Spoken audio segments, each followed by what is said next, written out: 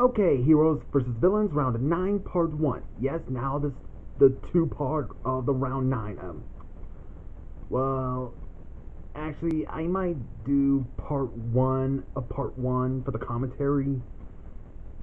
Also, I'm just gonna keep this, just I make this just in case the power might get off, cause, well, it's snowing really hard where I'm at, and there's sleet of ice, and it might, well, the roads are getting covered up by snow, and it's really covering up, and it might freeze the power, so thought I might get this going just in case. So, just thought I'd let you guys know just in case. So, here we go. So, we started off with Frollo and the Alliance are discussing what to do with, planning to execute the prisoners. I'm still worried now that Ramesses is working with a very religious judge. Because if you've seen The Hunchback of Notre Dame, you know he's very Catholic. And Prince of Egypt, Ramesses is, basically raised to believe in ancient Egyptian gods. Even Moses did, but now he's just, a Jew, basically, well, a Hebrew. And while they were planning for executing the prisoners, until they get a visit from Saluk, who survived. Would you actually be surprised? He always survives. Well, except for being turned to gold. So he wants to join Frollo's forces, and he agrees so. Then in the Palace of Justice, we see Miguel and Tulio, along with the prisoners, are planning to jailbreak.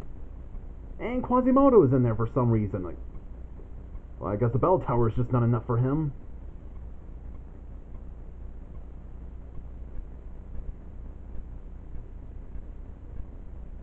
And Jiminy Cricket is among the prisoners. You remember that line from that lie that Pinocchio told the Blue Fairy when she asked, when he was in a cage that Stromboli put him in, and the fairy asked him where was Jiminy. Pinocchio was lying that he was caught by monsters. They put him in a big sack. Well, he did lie about Jiminy being kidnapped also, they put him in a little sack. Imagine if Frollo and his alliance actually did that to Jiminy. Put him in a little sack. Now there's the truth for that one. I wonder what'd be a perfect cell for a bug like Jiminy. And then we see Freddy and his friend allies meeting Dappers and Scotty. Even though I'll admit the Freddy vs. Alpha 07 is a very weird movie, and again, this is also one of the DVDs I'm collecting that were used in wars.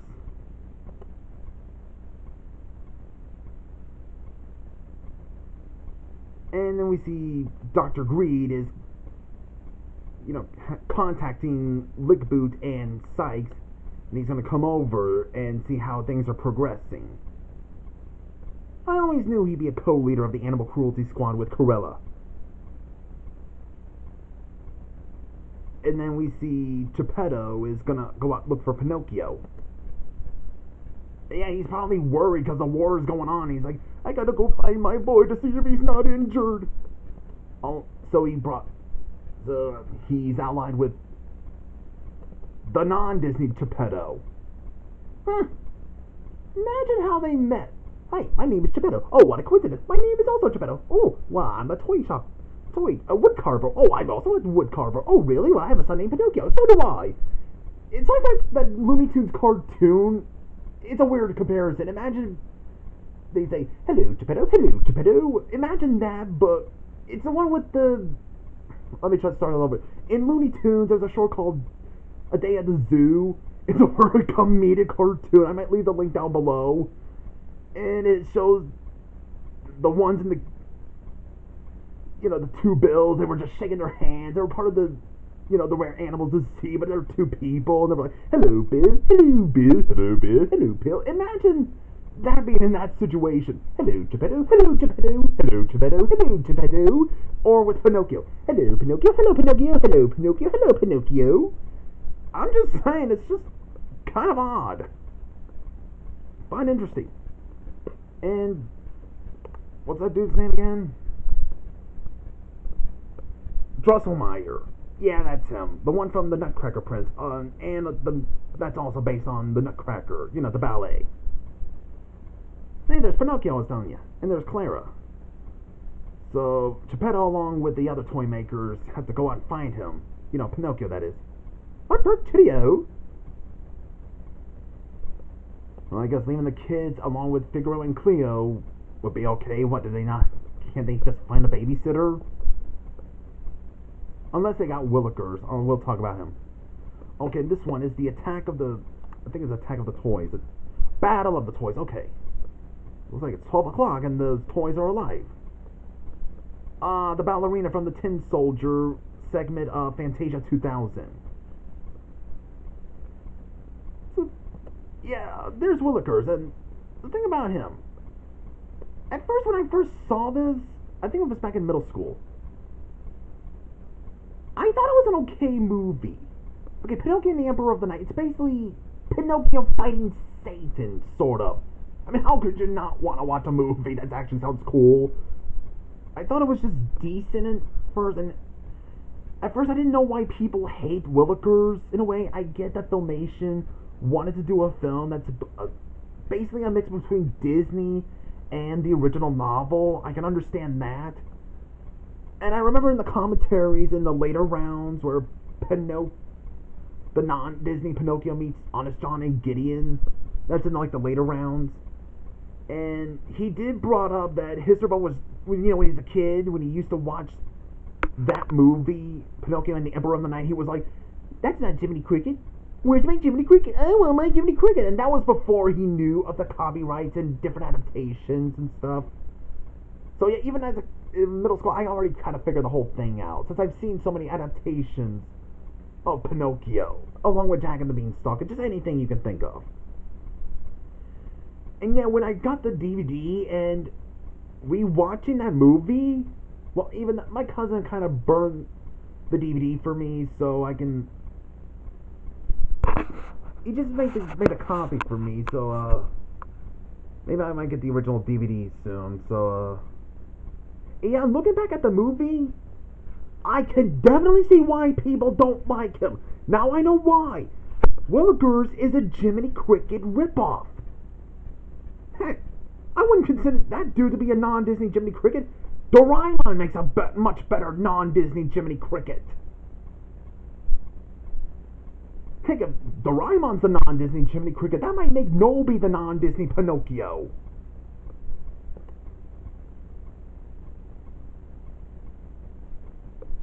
And there's the Tin Soldiers. Actually, I'd be more freaked out with the toys coming along, kind of like what Sid from Toy Story did. Oh, here's that Jack in the Box. And the cat's peeking it. Meow! Doing the cat sound, how he would react. Fight between a Nutcracker and a Jack in the Box. I always imagined the Jack in the Box to be voiced by Tim Curry. I don't know why, but it's actually a fitting voice.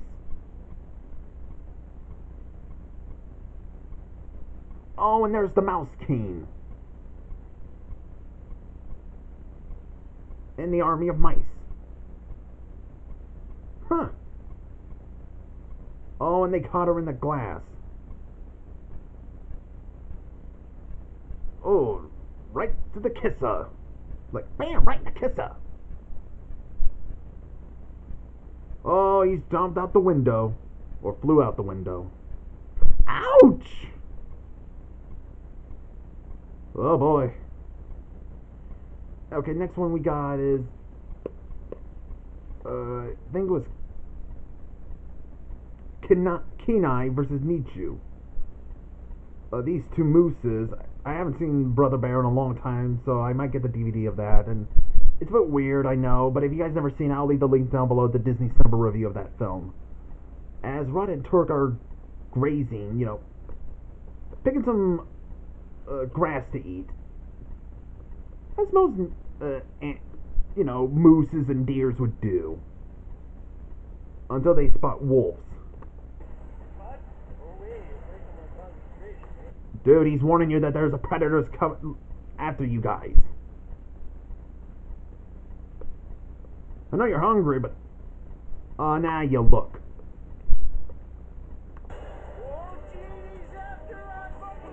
Don't you mean they're after you? You guys?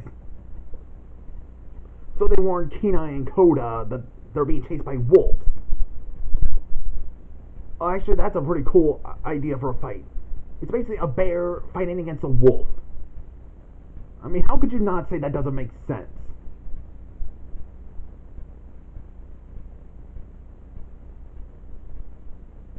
Yeah, he's from Balto 2. I might leave a link down below, but the sequel is decent. Balto 2, I mean. Huh. Oh, and Nichu gets recruited by Zira. Huh. Now we got wolves joining Scar.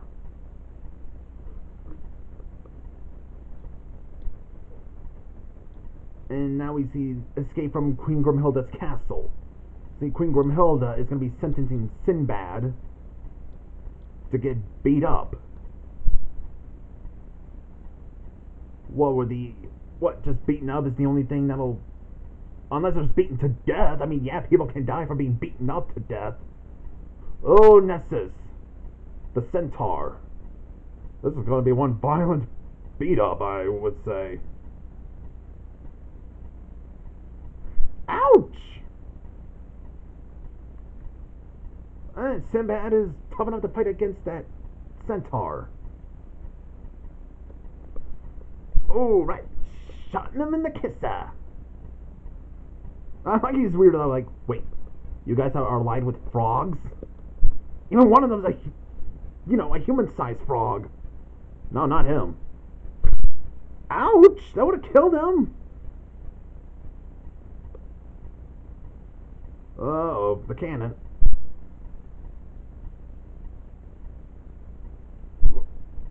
Well, looks like Ariel's being counted by, tongue-tied, sorry. I'm trying to think. And now she's a hyena. Or jackal, or what you would call it.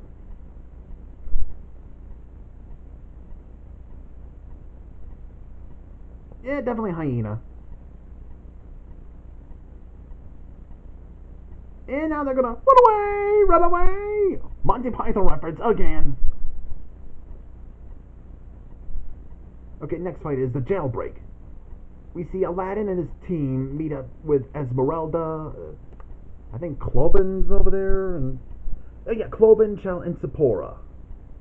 Who knew about Frollo is gathering prisoners? Huh. And now that looks like it's them to the rescue. And that's near Notre Dame. Well, they're going to distract Frollo. I guess they're in the Festival of Fools still. Is it still going on? Huh. Wasn't taking longer than I thought. And, yep, Esmeralda's distracting them with the sexy dance move. And while that's going on, they gotta save the prisoners who are gonna be... Well, I guess Pete's the executioner. I'm in such a good mood. I ain't getting tired of doing that. The expression, I mean. Well, looks like they made it time to save Miguel and Tulio. Yeah, that's a good reaction. I would go for that one. Yeah, I mean, no matter if it's a plague or, a peg or not, it can still hurt.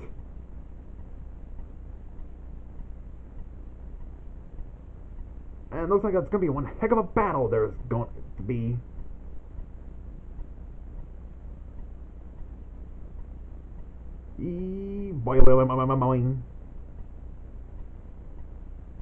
Sword fight between Pete and Tulio.